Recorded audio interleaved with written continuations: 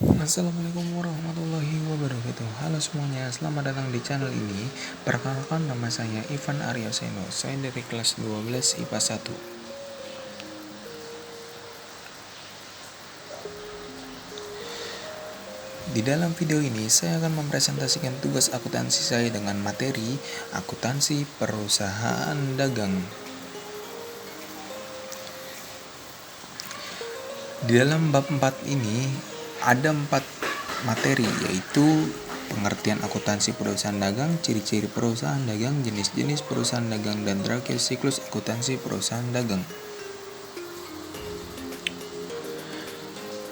Pengertian akuntansi perusahaan dagang. Perusahaan dagang adalah produk yang dijual berwujud sehingga mempunyai persediaan barang dagangan.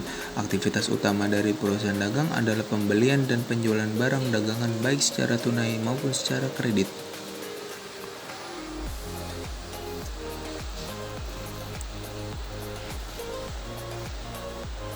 Ciri-ciri perusahaan dagang. Perusahaan dagang memiliki ciri-ciri sebagai berikut. Pendapatan utama perusahaan dagang berasal dari penjualan produk barang dagangannya. Jadi pemasukan dari hasil mereka menjual produk. Kedua, tidak ada proses produksi terhadap produk yang dijual. Ketiga, menggunakan sistem akuntansi persediaan barang dagangan.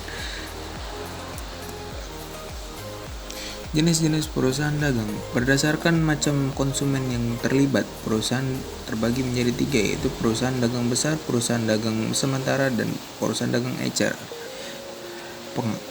Berdasarkan produk yang diberdayakan, perusahaan dagang bahan baku, dan perusahaan dagang barang jadi.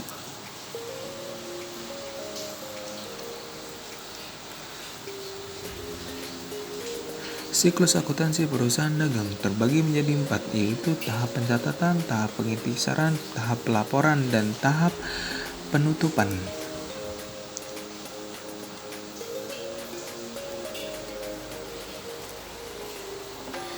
Tahap pencatatan. Tahapan pencatatan terbagi menjadi 3, yaitu jurnal. Jurnal dibagi menjadi 2, ada jurnal umum dan jurnal khusus. Jurnal umum formulir khusus yang digunakan untuk mencatat setiap transaksi secara kronologi menurut nama, akun, atau perkiraan. Kedua, jurnal khusus. Jurnal khusus terbagi menjadi 4, jurnal pembelian, jurnal penjualan, jurnal penerimaan kas, dan jurnal pengeluaran kas. Dan terakhir ada buku besar. Buku besar yaitu untuk memudahkan catatan di jurnal catatan ke buku besar yang disebut posting.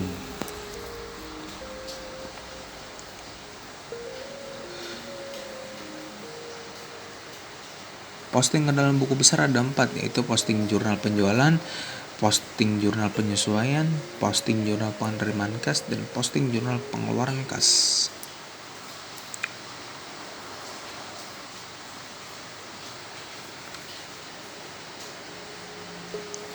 Tahap pengiktisaran. Tahap pengiktisaran terbagi menjadi 3, ada neraca saldo. Neraca saldo adalah suatu daftar tempat mencatat secara sistematis saldo-saldo akun buku besar berdasarkan kelompok akun dan berfungsi untuk memudahkan melakukan pengecekan terhadap kebenaran buku besar yang telah dibuat. Ada jurnal penyesuaian, dan terakhir adalah worksheet.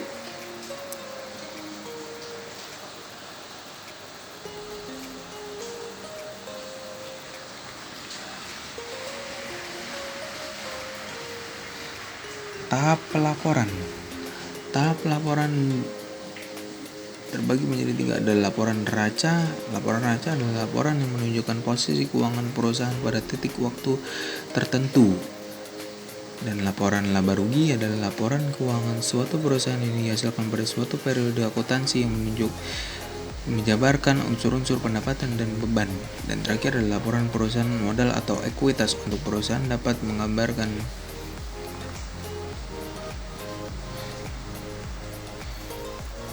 berikutnya adalah tahap penutupan. Tahap penutupan adalah tahapan dalam penyusunan laporan yang isinya penutupan serangkaian bagian dari akuntansi perusahaan dagang.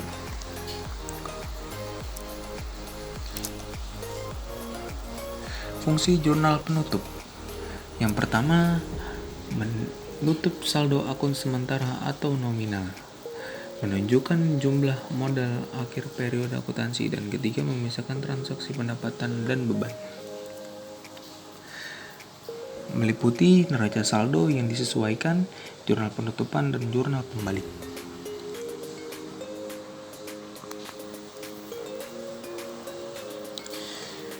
Terima kasih telah menonton video ini.